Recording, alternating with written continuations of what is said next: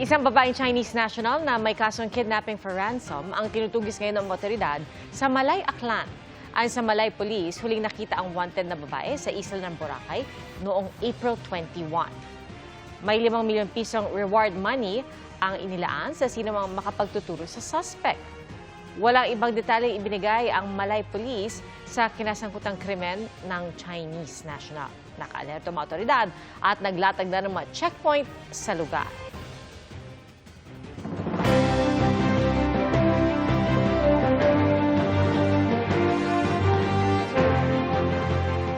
15 araw bagong eleksyon, patuloy sa pag-iikot at paglalatag ng kani-kanilang plataporma ang mga kumakandidatong senador. Nakatutok si June Veneracion. Pagmura ng mga bilihin at serbisyo ang isinulong ni Lisa Masa sa La Union. Si Alin Andamo, isinulong ang libreng serbisyong medikal. Naroon din si Mimi Doringo. Libreng pabahay ang isinulong ni Manny Pacquiao sa campaign rally sa Maynila. Si Senator Francis Tolentino, idiniin ang paghahatid ng proyekto sa mga Mandileño. Nangumusta si Kiko Pangilinan sa palengke sa Surigao del Norte. Pagpapalago ng turismo ang ibinida ni Ariel Querubin sa Palawan. Fisheries reform ang tinalakay nila Danilo Ramos, Representative Franz Castro at Amira Lidasan sa mga mangingisda sa La Union. Pagtutok sa edukasyon ang tinalakay ni Willie Revillame sa Cebu. Naglibot sa public market sa Naga si Congressman Erwin Tulfo. Si Representative Camille Villar, isinulong ang hostisya para sa matatag na lipunan. Pag-alis ng VAT sa kuryente ang iginiit ni Benhur Abalos sa Bulacan.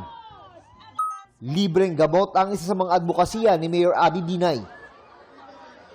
Para kay Congressman Bonifacio Busita, kailangang ayusin ang mga batas trapiko. Pangil sa mangrove reforestation ang itinutulak ni David D'Angelo. Dagdag pondo sa husgado ang isinusulong ni Attorney Angelo de Alban. Tutol daw si Attorney Luke Espiritu sa political dynasty. Suporta sa Pinoy athletes ang tututukan ng Senator Bongo. Nag-motorcade si Attorney Raul Lambino sa Pangasinan. Sinuyod ni Representative Rodante Marcoleta ang Valenzuela. Patuloy naming sinusundan ang kampanya ng mga tumatakbong senador sa eleksyon 2025. Para sa GMA Integrated News, June Veneracion, nakatutok 24 oras. Susunod daw si re-electionist Manila Mayor Honey Lacuna sa show cause order na inilabas kahapon ng COMELEC laban sa kanya. Ang kay Lacuna, naniniwala sila sa due process at handang patunayang mali ang mga akusasyon. Kabilang si Lacuna sa 19 na kandidato na pinagpapaliwanag ng COMELEC dahil sa alegasyon ng umano'y vote buying o pag-abuso ng state resources para sa kampanya.